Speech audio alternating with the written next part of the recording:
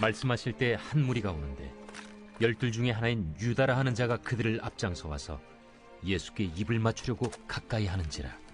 유다야, 네가 입맞춤으로 인자를 파느냐? 하시니 그의 주위 사람들이 그 된 일을 보고 여짜오되, 주여, 우리가 칼로 치리이까?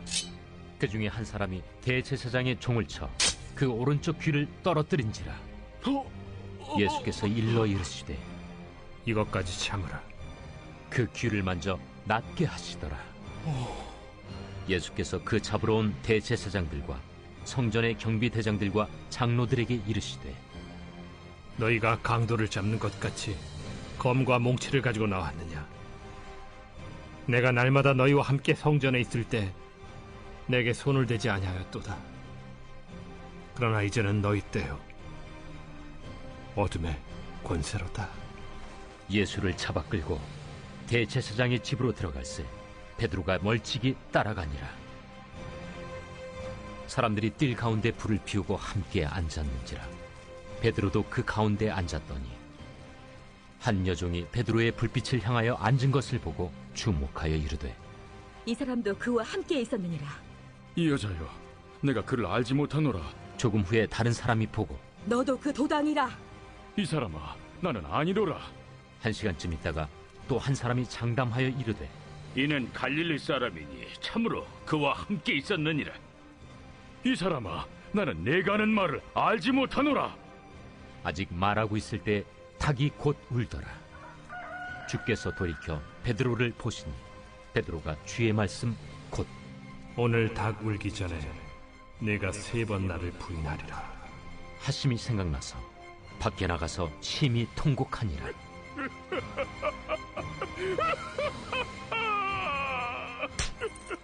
지키는 사람들이 예수를 희롱하고 때리며 그의 눈을 가리고 물어 이르되, 선지자 노릇하라. 너를 친 자가 누구냐? 이 외에도 많은 말로 욕하더라. 나리샘의 백성의 장로들 곧 대제사장들과 서기관들이 모여서 예수를 그 공회로 끌어들여, 내가 그리스도이거든 우리에게 말하라. 내가 말할지라도 너희가 믿지 아니할 것이요, 내가 물어도 너희가 대답하지 아니할 것이니라. 그러나 이제부터는 인자가 하나님의 권능의 우편에 앉아 있으리라. 그러면 내가 하나님의 아들이냐? 너희들이 내가 그라고 말하고 있느니라. 어찌 더 증거를 요구하리요? 우리가 친히 그 입에서 들었노라.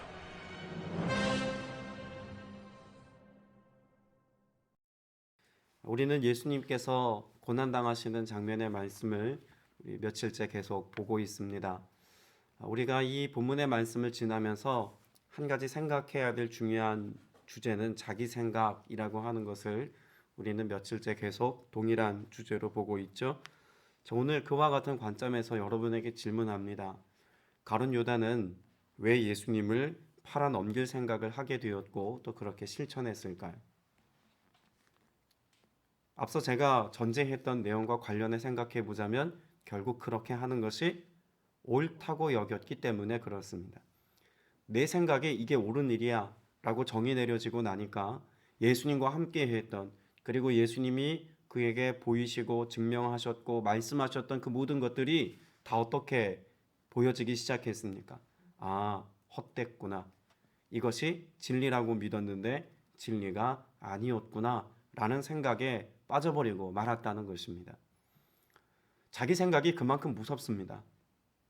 하나님의 말씀이신 예수 그리스도의 실제 앞에서 또 그 실제이신 그분의 말씀하심과 권능과 기적의 역사를 보고도 한순간 자기 생각에 사로잡혔을 때 그가 보인 행동은 예수님을 팔아 넘기는 것뿐만 아니라 배반의 삶을 기꺼이 선택하고도 그의 삶에 그것이 옳은 줄 알고 행동하더라라고 하는 것을 가룟 유다는 우리에게 잘 보여주고 있는 것이죠.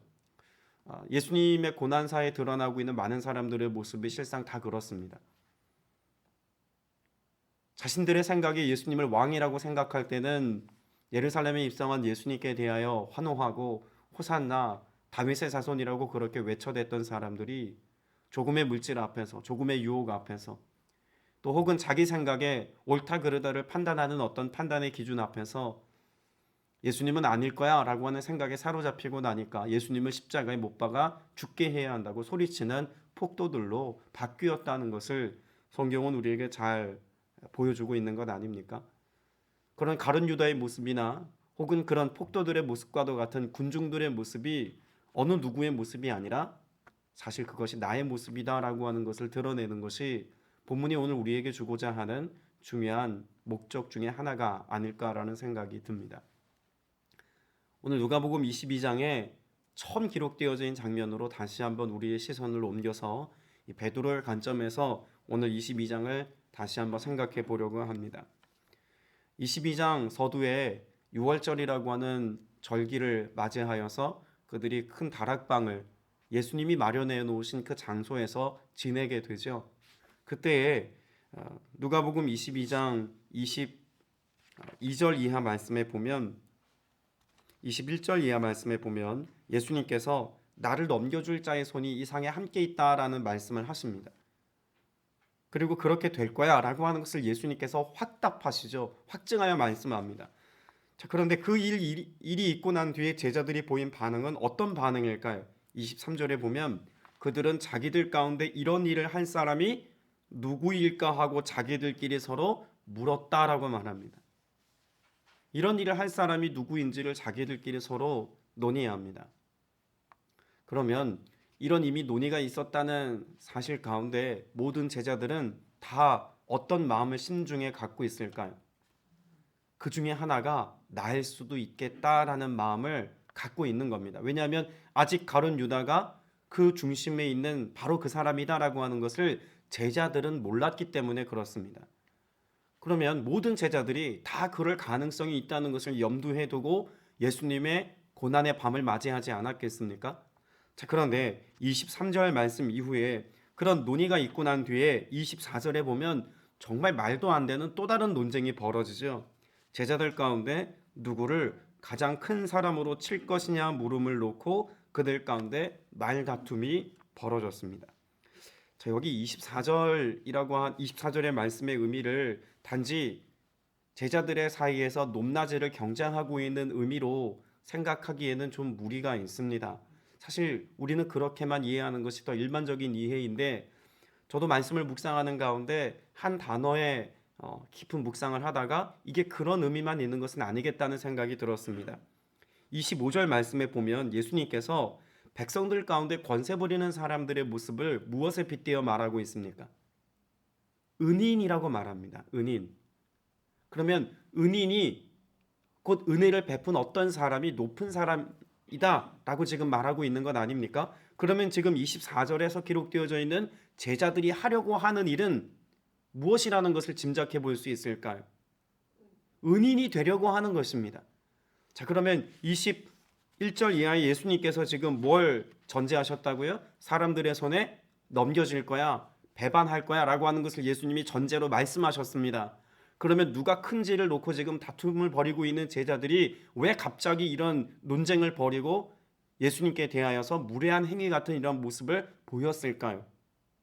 예수님이 잡혀갔을 때 은인과 같이 공로를 세울 자가 누구인가라고 하는 것을 지금 논의하고 있다라고도 볼 수 있는 것입니다. 왜냐하면 그래야 스스로 높은 자리에 오를 수 있다라고 생각하는 것이 당시의 사고방식이었기 때문에 그렇습니다. 이 은인이라는 말이 부정적인 의미로 쓰였을까요? 긍정적인 의미로 쓰였을까요? 우리는 보통 은인 그러면 긍정적인 의미죠. 근데 1세기 당시 유대인들에게 있어서 은인은 긍정적인 의미가 아닙니다. 절대적으로 부정적인 의미입니다. 왜냐하면 당시 로마의 황제가 많은 피지배 국가들에 대하여서 은인으로 불리워지기를 원하였고 실제로 그런 공로를 치하받는 것을 즐겨했다고 합니다.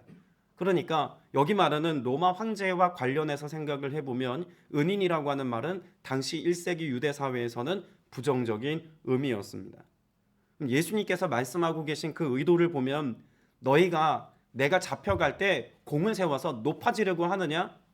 아무 의미가 없다. 이건 세상의 방식이다 라고 하는 것을 지금 예수님이 말씀하고 계시다는 것을 이해할 수가 있겠죠. 여러분, 예수님께서 원하시는 것은요, 예수님께 대하여 우리가 은인 행세하는 게 아닙니다. 예수님께 대하여 뭔가 대단한 공로를 세우는 것, 여러분 이것이 꼭 제자들의 모습을 닮아 있습니다. 교회 안에서 뭔가 대단한 역할을 하고 공로를 세우는 것처럼 무언가를 해야만 우리가 하나님께 인정받는 것처럼, 우리가 예수님의 사랑을 받는 것처럼 여기는 것이 우리가 살아가는 그리스도인들의 삶의 모습이라면 예수님이 그런 우리의 모습을 뭐라고 말씀하실까요? 아니야 라고 말씀합니다. 왜냐하면 예수님은 우리의 무엇을 보시기 때문에 그렇습니까? 우리의 마음을 아시기 때문에 그렇습니다. 우리의 실체를 알기 때문에 그렇습니다. 자, 오늘 본문으로 다시 돌아와서 말씀을 보면 예수님께서 잡히시던 그날 밤에 예수님께 대하여 장담했던 한 사람이 지금 나서서 모든 상황 가운데 등장하고 있음을 우리가 볼 수 있죠. 자, 베드로는 예수님께 대하여 앞서 어떤 장담을 했습니까? 나는 예수님 배반 안 할 겁니다. 내가 예수님께 공을 세워서 높은 자리에 오를지 안 오를지 난 그건 잘 모르겠지만 적어도 나는 예수님께 대하여 배반은 안 할 겁니다. 이런 자신을 했던 사람이 베드로입니다. 그래서 실제로 우리가 지금 오늘 누가복음에는 이 대제사장의 종의 귀를 내리친 사람이 베드로인 것이 좀 명확하게 드러나 있지 않습니다만 다른 본문에 보면 그런 그 대제사장의 종의 귀를 칼로 내리친 사람이 베드로라고 말하고 있지 않습니까? 자, 그럼 베드로 지금 뭐 하고 있는 겁니까? 내가 공을 세워야 한다라고 하는 앞서 말했던 그런 제자들의 논의 뒤끝에 그 공을 세우려고 하는 모습이 베드로에게 지금 명확하게 보인다는 것입니다. 그리고 실제로 베드로는 다른 제자들이 다 예수님을 버리고 뿔뿔이 흩어졌을 때 베드로만큼은 어디까지 따라갑니까? 제사장의 뜰까지 따라갑니다. 그러니까 지금 베드로는 자신이 장담했던 대로 적어도 어느 정도 살아가고 있다라고 지금 볼 수 있는 것 아닙니까? 나는 예수님을 지킬 겁니다. 난 공을 세울 겁니다.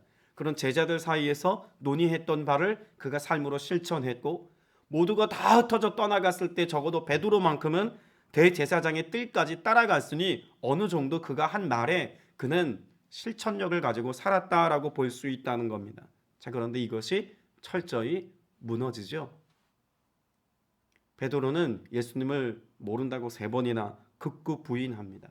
우리가 너무나 잘 알고 있는 것처럼 베드로는 그렇게 예수님을 모른다고 배반하는 배반의 아이콘이 되죠. 자, 그러면 베드로는 예수님을 모른다고 부인했을 때 베드로는 자기 자신을 누구의 위치에 가져다 놓았을까요? 베드로는 예수님이 말했던 예수님을 팔아 넘길 자라고 말했던 그 대상이 가룟 유다가 아니라 베드로 자신이라고 투영한 겁니다.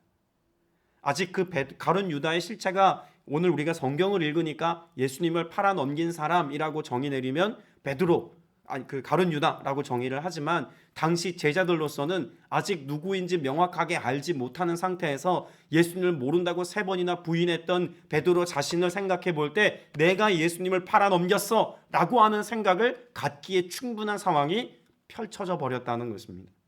베드로는 적어도 마음에 어떤 죄책감을 지금 가지고 도망치듯 예수님 곁을 떠나고 있는 걸까요? 내가 예수님을 팔아 넘겼어 라고 하는 생각을 가지고 예수님 곁을 지금 도망치듯 그렇게 떠나가서 비통하게 울었더라라고 하는 말씀이 기록되어져 있습니다. 오늘 본문을 보면 참 재미있는 것이요. 계속해서 이 누가복음 22장에서 어둠 가운데서 계속 등장하는 것이 있습니다. 무엇이 등장할까요? 예수님을 잡으러 왔던 사람들이 뭘 가지고 지금 예수님께 잡으러 왔다라고 하는 것을 보여주고 있습니까? 이 몽둥이를 가지고 있고 또 한 손에는 또 뭘 들고 있었을까요? 횃불입니다. 다른 본문에도 보면 예수님을 잡으러 온 자들의 모습 속에는 몽둥이와 함께 그런 횃불을 들고 오는 장면이 있죠. 자, 베드로가 예수님 곁을 계속해서 쫓아가는 그런 장면에서 베드로가 예수님을 멀찍이 바라보고 있을 때 무엇을 품고 있습니까? 베드로가 불 곁에서 지금 머물러 있다라고 하는 것을 분명히 기록하고 있죠.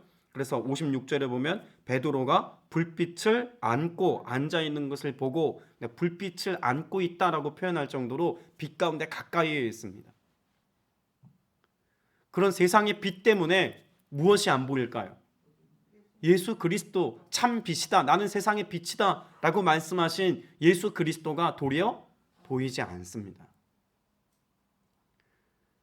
세상의 도구를 가지고, 세상의 수단을 가지고, 나의 자신하는 어떤 마음의 상태를 가지고 우리는 예수님을 분별하는 것도, 예수님 앞에서 공을 세우는 것도, 또 예수님께 대하여 뭔가 대단한 일을 할 수 있다고 자신하는 것도 사실 아무것도 아니다라고 하는 것을 본문은 우리에게 가르쳐 주고 있죠. 우린 주님께 대하여, 특별히 주님이 이루시려고 하는 구원 역사에 대하여 사실 우리가 자신한 바들을 어느 정도 실천할 수는 있지만, 그러나 주님이 이루려고 하신 바로 그 일을 내가 대신할 수는 없습니다. 누구도 예수님께서 빛으로 오셔서 우리의 영원한 생명이 되어주시고 진리로 나아가는 길이 되어주신 이 일을 대신할 수는 없습니다. 예수님을 위하여 무언가를 한다고 생각하는 것도 대단한 착각입니다. 어느 순간 그와 같은 삶의 태도를 가지고 살아가는 우리가 자신의 한계 앞에서 절망하거나 스스로의 그런 모습에 실망하는 것이 더 우리의 실제에 가깝다라고 하는 것을 생각해 볼 수 있지 않겠습니까? 오늘 우리는 무엇이 필요한 존재들일까요? 그런 주님의, 우리의 연약함이 드러나는 그때조차도 주님의 용납과 용서와 또한 회복의 은혜를 베푸시는 주님의 사랑이 우리에게 너무나 필요하다라고 하는 것을 본문은 우리에게 잘 보여주고 있습니다. 우리 질문해야 하지 않겠습니까? 오늘 예수 그리스도 앞에서 내가 누구인지를 질문해 봐야 합니다. 이 그리스도인의 삶을 정의하면서 감리교의 창시자인 요한 웨슬레라고 하는 사람이 이런 표현을 한 적이 있습니다. Almost Christian이라는 표현을 합니다. Almost Christian. 우리말로 적당하게 표현하기가 참 애매한 표현이긴 한데 거의 그리스도인이라는 표현입니다. 그러니까 완벽하진 않지만 그리스도인의 거의 준하는 가까운 모습을 우리가 가지고 있다는 거죠. 거의 그리스도인이에요. 그래서 베드로처럼 우리는 무엇하냐면 자기가 장담하고 자신한 것에 대하여서 어느 정도의 실천력을 가지고 살아간다는 이야기입니다. 남들 다 예배할 때 예배하고, 때로는 남들이 하지 않는 새벽 예배도 나와서 우리는 기도도 하고, 또 뭔가 우리 스스로 의롭다라고 보여질 수 있는 어떤 행위들을 가지고 우리는 거의 주님의 말씀에 거의 준하는 삶을 살아가고 있다고 스스로를 위로하며 살아가고 있습니다. 근데 주님이 우리에게 원하시는 것은 almost Christian일까요? 주님이 우리에게 원하시는 것은 요한 웨슬레의 말을 빌리자면 almost Christian이 아니라 altogether Christian이 되어야 합니다. 모든 면에 있어서 그리스도와 함께하고 모든 면에 있어서 주님의 말씀하심을 온전히 순전히 따라가는 자로서의 삶을 살아가야 한다는 것입니다. 그럼 우리가 almost Christian의 삶을 해결할 수 있는 방법은 뭘까요? 자, 우리가 말씀에 보면 이 베드로가 예수님을 배반하고 예수님께 대해 자신했던 것을 실천하지 못했던 것을 두고 almost라고 제가 정의는 했습니다만, 그럼에도 불구하고 그가 다시 회복할 수 있는 기회를, 그 안전장치를 예수님은 마련해 놓으셨다라고 하는 것을 분명히 알아야 합니다. 우리가 읽은 이 누가복음 말씀에서는 좀 명확하게 드러나 있지 않습니다만, 이 마태복음 말씀에 보면 좀 더 이런 베드로의 삶에 안전장치가 무엇이었는지를 명확하게 말씀해 놓은 구절이 있습니다. 마태복음 26장 75절에 보면, 자, 베드로가 예수님을 모른다고 맹세하고 저주하면서 그렇게 3번 부인하고 난 뒤에 닭이 울지 않습니까? 그때 베드로가 무엇 때문에 자신의 삶을 돌이키게 되었을까요? 예수님께서 말씀하신 것이 무엇이었습니까? 우리는 닭 울음소리라고 우리가 보통 이야기합니다. 근데 그도 틀리지는 않습니다. 그런데 성경이 뭐라고 말씀하고 있냐면, 이에 베드로가 예수의 말씀이 닭 울기 전에 내가 3번 나를 부인하라 하심이 생각나서입니다. 지금 닭이 울어서입니까? 말씀이 생각나서입니까? 말씀이 생각나서입니다. 닭 울음소리는 그 말씀이 생각나게 하기 위한 어떤 안전장치에 불과합니다. 진정한 안전피는 뭐였냐면 말씀이 생각나는 것입니다. 자, 그럼 조금 더 깊이 들어가 보면 우리를 살리기 위해서, 우리로 almost Christian이 아니라 진정한 그리스도인의 삶의 영적인 가치를 따라 살아갈 수 있도록 주님이 우리에게 끝까지, 베드로에게 끝까지 주님께서 허락하셨던 것 같이 우리에게도 주신 것이 있다면 무엇일까요? 말씀. 말씀이 생각나는 삶을 살 때 우리는 거의 그렇게 준하여 살아가다가 어느 순간 실패하고 또 낙담하고 절망하고 우리의 한계와 마주합니다. 그런데 그 거의라고 하는 막다른 지점에서 온전한 삶을 살지 못하게 하는 어떤 그 삶의 모습을 뛰어넘어서 온전함에 이르게 할 수 있는 해법이 있다면 말씀이었다라고 하는 것을 우리는 간과해서는 안 됩니다. 때문에 주님께서는 베드로의 삶에 이미 혹은 미리 말씀해 두신 것이죠. 예수님의 사역이 다 그러했습니다. 예수님의 십자가 사건도 미리 말씀하셨고 배반할 것도 미리 말씀하셨고 그 이후에 어떤 일이 일어날지에 대해서도 말씀하셨고 또 예수님께서 십자가에서 죽으시고 난 뒤에 3일 만에 부활하실 것도 말씀하셨고 부활 이후에 제자들이 성령으로 세례받고 충만해서 그리스도의 영을 가지고 나아가 복음의 증인될 것도 말씀해 놓으셨습니다. 우리는 현상 그 이면에 있는 예수님의 말씀을 기억해야 합니다. 우리도 베드로와 같이 배반의 아이콘이라고 스스로를 여기며 살아갈 수도 있습니다. 가룟 유다가 아니라 그 주인공은 나야 라고 하는 생각을 가지고 우리도 살아갈 수 있다는 이야기죠. 그때 그런 우리의 삶의 자책이나 그런 우리의 삶의 연약함의 한계 상황 앞에서 나를 살리는 것이 말씀이라는 것을 우리가 믿는다면 오늘 또 우리는 어떤 삶을 살아야 하겠습니까? 말씀 앞에서의 삶을 살아야 합니다. 성경 많이 읽자는 의미만이 아니라 성경에 기록된 말씀을 우리가 마음의 중심에 두는 것도 중요하지만 말씀이신 예수 그리스도와 오늘 함께 살아야 한다는 이야기입니다. 그래야 우리의 삶에 무엇이 있습니까? 빛의 역사가 드러난다는 것입니다. 우리는 자주 우리 스스로를 아주 의로운 존재로 착각하며 살아갑니다. 나는 괜찮은 것처럼 나는 남들보다 좀 낫다라고 여기는 어떤 그런 자만심을 가지고 살아갑니다. 베드로도 그러지 않았습니까? 나는 아닙니다 라고 하는 그런 마음을 가지고 살았습니다. 여러분 이것이 당시 베드로 한 사람의 모습이기만 한 것이 아니라 유대 사회 전체가 겪고 있는 진통하고 있는 가장 중심에 있는 이유였습니다. 요한복음 8장 말씀에 보면 예수님께서 많은 무리들로부터 정말 예수님이라는 사실을 확증받기 위해서 많은 사람들이 예수님을 시험하는 어떤 한 장면에 관하여 기록해둔 내용이 있습니다. 가늠하다가 현장에서 잡힌 여인을 예수님 앞에 데리고 오죠. 그리고 사람들 앞에 이 가늠하다가 현장에 잡혔습니다. 어떻게 해야 하겠습니까? 그때 많은 사람들의 모습은 어떤 모습이었을까요? 이미 가늠하다가 현장에서 잡혔다는 이유만으로 모두가 다 그 손에 뭘 들고 있습니까? 돌을 들고 있습니다.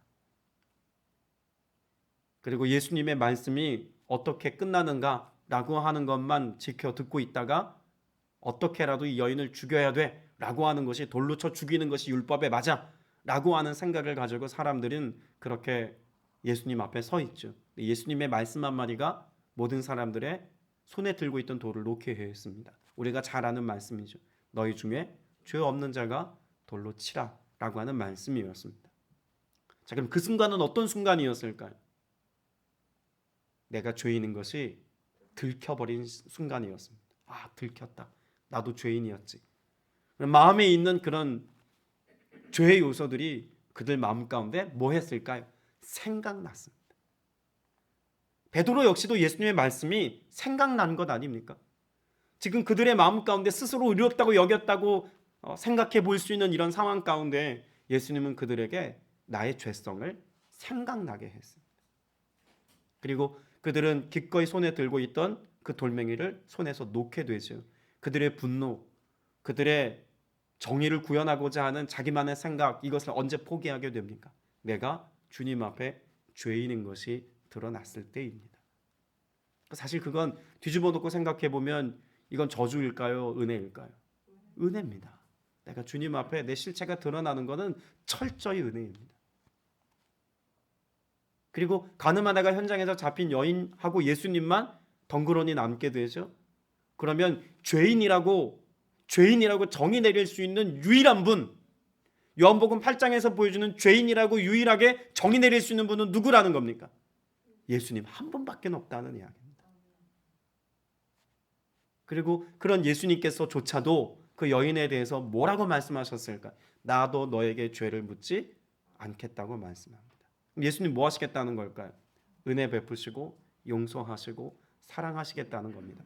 자, 그러면 베드로의 모습으로 다시 돌아와서 예수님께서 미리 말씀하셨죠? 너나 배반할 거야 라고 예수님 미리 말씀하셨습니다. 그렇게 자신하던 베드로가 정말 그렇게 했습니다. 예수님께서 미리 말씀하신 거는 거봐 너 배반했지 내가 너 심판할 거야 이런 뜻일까요? 그게 아니라는 겁니다. 왜 미리 말씀하셨냐면 그런 우리의 약함과 부족함을 아시기에 예수님의 말씀을 통해서 우리의 죄성과 연약함을 생각나게 해서 결국 우리를 뭐 하시려고요? 용납하시고 용서하시고 회복시키시려고. 그것이 주님의 목적이라는 것입니다. 오늘 주님이 여러분에게 또 말씀하십니다. 무엇 하시려고요? 살리시려고요. 회복시키시고 사랑 안에 두시려고. 그 관계를 깨뜨리지 않으시려고. 그렇게 주님은 우리를 오늘 또 용납과 용서와 은혜의 자리로 우리를 초청하여서 기도하게 하시고 또 주님의 은혜를 누리게 하시는 것인 줄로 믿습니다. 오늘 이 하루 그 풍성한 주님의 은혜 안에서 주님의 사랑을 머금고 우리들 또한 누군가를 용납하고 용서하고 사랑의 실천력으로 사는 은혜가 있게 되시기를 주님의 이름으로 축복합니다. 기도드리겠습니다. 참 좋으시고 사랑 많으신 아버지 하나님, 우리는 또 우리의 생각과 우리의 마음의 중심에 둔 우리의 가치를 따라서 스스로 의롭다 여기며 살기도 하고 내 생각에 옳은 대로 행동하려고도 하고 교만한 생각에 붙들려서 누군가를 비난하고 판단하는 자리에 서려고 할 때도 있음을 인정하고 고백합니다. 주님 오셔서 나를 새롭게 하실 때 우리의 생각과 마음을 전혀 새롭게 하셔서 주님의 말씀이 생각나는 삶, 그래서 그 말씀이 우리의 삶 가운데 약속하시고 말씀하신 것을 중심에 두고 살아가는 우리 모두가 되게 하여 주옵소서. 나의 힘으로는 결코 주님의 뜻을 이룰 수 없음을, 나의 능력으로는 결코 주님의 길을 온전히 따라갈 수 없음을 이 시간 고백합니다. 성령님 내주하시고 함께 하시고 주님의 말씀으로 위로하시고 사랑으로 품어주시어서 그 사랑 안에서 오늘도 주와 함께 살며 주의 길을 따라가며 주님의 이름을 영화롭게 할 수 있는 주의 권속들 다 되게 하여 주옵소서. 베드로를 용납하심 같이 오늘 나를 용납하시고 내 삶을 지키시고 보호하시는 주님의 돌봄과 은혜가 있기를 간절히 소망하오니 주님 오셔서 이 은혜 오늘 또 누리게 하여 주옵소서. 오늘도 주님 앞에 감사의 고백을 담아 귀한 예물 구별해 드린 지체 있습니다. 주님이 손길을 복되게 하시고 주님 앞에 드려진 이 예물이 쓰여지는 그곳에 그리스도의 평화와 그리스도의 사랑과 그리스도의 은혜가 흘러 넘쳐난 바 되게 하여 주시옵소서. 오늘 우리의 삶에 이 풍성한 은혜 덧입히심을 믿사옵고 예수 그리스도 이름으로 간절히 기도드렸사옵나이다. 아멘.